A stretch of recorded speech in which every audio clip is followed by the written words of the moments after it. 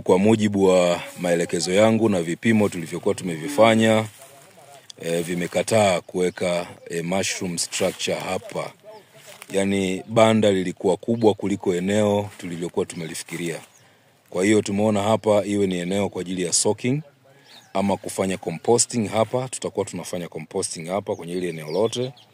And then tume design a mushroom structure ama mushroom house kule kama mnavyoona maengineer wanaendelea.